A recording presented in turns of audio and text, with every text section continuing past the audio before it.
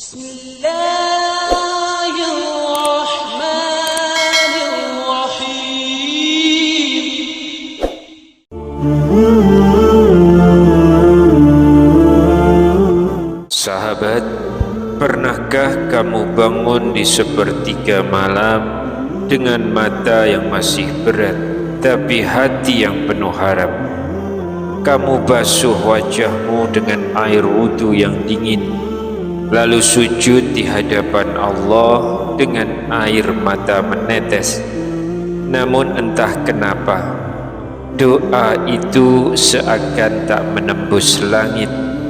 Hati tetap gersang, masalah tak kunjung selesai, dan bahkan muncul rasa sombong, seolah ibadahmu paling mulia.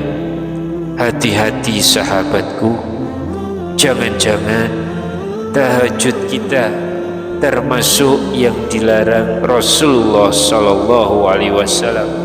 Na'udzubillahi min dzalik. Bismillahirrahmanirrahim. Assalamualaikum warahmatullahi wabarakatuh. Syukur alhamdulillah, kita masih dipertemukan kembali di channel ini. Salawat dan salam selalu dan tetap tercurahkan kepada junjungan kita Nabi besar Muhammad sallallahu alaihi wasallam. Allahumma sholli ala sayyidina Muhammad wa ala ali sayyidina Muhammad. Harapan dan doa saya, semoga hari ini Allah lapangkan rezeki kita, Allah ampuni dosa-dosa kita, panjangkan umur kita dalam keberkahan, dan semoga kita semua diwafatkan dalam keadaan beriman. Dan jangan lupa sahabat, tuliskan sholawat di kolom komentar. Insya Allah itu akan menjadi tanda cinta kita kepada Rasulullah sallallahu alaihi wasallam, dan semoga kita semua mendapat syafaat beliau di hari akhir nanti. Amin ya rabbal alamin. Sahabatku yang dirahmati Allah, tahajud adalah solat paling istimewa di antara semua solat malam. Allah bahkan menyebutnya sebagai jalan menuju Maqam Mahmud, kedudukan yang mulia di sisinya. Namun, pernahkah kita berpikir, apakah setiap tahajud pasti diterima Allah? Apakah semua orang yang bangun di sepertiga malam pasti mendapatkan keberkahan? Jawabannya tidak selalu. Rasulullah sallallahu alaihi wasallam telah memperingatkan, ada cara bertahajud yang bukan hanya sia-sia, tapi bahkan bisa mendatangkan dosa. Na'udzubillahi min dzalik. Namun sebelum lanjut, jangan lupa untuk like video ini, subscribe channel ini, dan aktifkan lonceng notifikasinya agar sahabat tidak ketinggalan kajian kami berikutnya. Jangan ragu untuk menuliskan doa dan hajat sahabat di kolom komentar. Insya Allah doa-doa tersebut akan kita aminkan bersama, dan semoga Allah subhanahu wa ta'ala segera mengabulkan setiap permohonan baik kita. Rasulullah sallallahu alaihi wasallam bersabda, doa seorang muslim untuk saudaranya tanpa sepengetahuannya akan dikabulkan. Di atas kepalanya ada malaikat yang ditugaskan. Setiap kali ia mendoakan kebaikan untuk saudaranya, malaikat tersebut berkata, amin, dan engkau pun mendapatkan yang semisalnya. Hadis riwayat Muslim. Maka mari kita saling mendoakan, semoga Allah mudahkan segala urusan kita di dunia dan di akhirat. Amin ya rabbal alamin.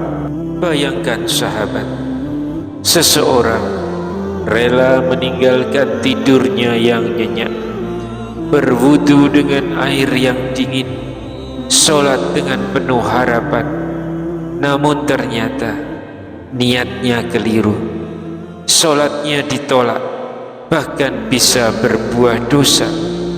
Karenanya, mari kita pelajari bersama 5 jenis sholat tahajud yang dilarang Rasulullah SAW, agar ibadah malam kita benar-benar menjadi sumber cahaya, bukan sekedar rutinitas yang kosong. Yang pertama, tidak konsisten dalam tahajud. Sahabatku yang dirahmati Allah, salah satu kesalahan yang sering dilakukan adalah tidak konsisten dalam tahajud. Ada orang yang rajin tahajud saat susah, tapi berhenti ketika senang. Bangun malam hanya ketika punya masalah, tapi lupa bersyukur saat lapang.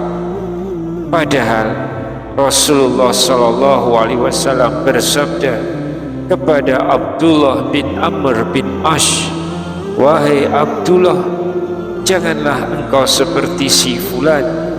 Dahulu dia rajin sholat malam, lalu ia meninggalkannya." Hadis riwayat Bukhari dan Muslim. Tahajud bukan ibadah musiman. Ia adalah tanda cinta yang tulus kepada Allah dalam susah maupun senang, dalam gelapnya malam, bukan hanya ketika hidup terasa berat. Lalu yang kedua, mengkhususkan tahajud hanya di malam Jumat.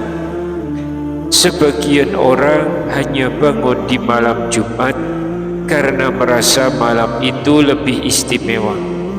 Padahal Rasulullah SAW melarang hal ini.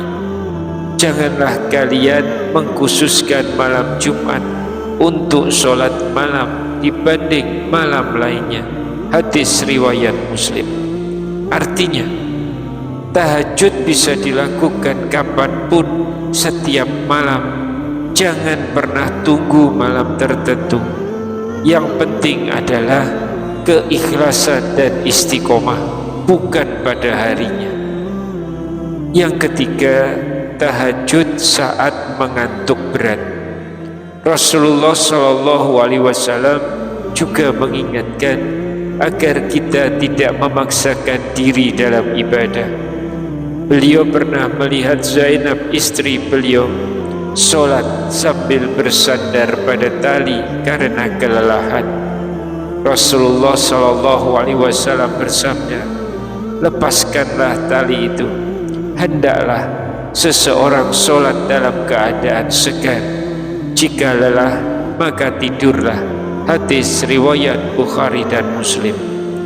Tahajud bukanlah perlombaan fisik, bukan tentang berapa lama berdiri, tapi seberapa dalam hati kita berhubungan dengan Allah. Yang keempat, tahajud secara berlebih-lebihan. Ada juga yang bertahajud terlalu lama setiap malam hingga melupakan istirahat, keluarga, bahkan pekerjaannya. Padahal Rasulullah adalah manusia yang paling bertakwa, namun beliau tetap seimbang dalam hidupnya. Beliau SAW bersabda, "Barang siapa yang membenci sunnahku, maka ia bukan termasuk golonganku." Hadis riwayat Bukhari dan Muslim. Ibadah yang terlalu dipaksakan justru menghilangkan kekhusyukan. Rasulullah juga pernah bersabda, "Ambillah amal sesuai kemampuan kalian, karena Allah tidak akan bosan hingga kalian yang bosan." Hadis riwayat Bukhari dan Muslim.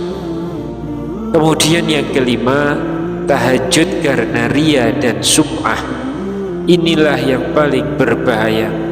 Sholat tahajud yang dilakukan bukan karena Allah, tapi karena ingin dipuji, ingin dianggap soleh, atau hanya demi konten di media sosial. Rasulullah Shallallahu Alaihi Wasallam bersabda, sesungguhnya amal perbuatan itu tergantung pada niatnya. Hadis riwayat Bukhari dan Muslim. Sahabat, betapa banyak orang yang bangun malam namun tidak mendapatkan apapun karena niatnya bukan untuk mencari ridho Allah, tapi untuk mencari pujian manusia.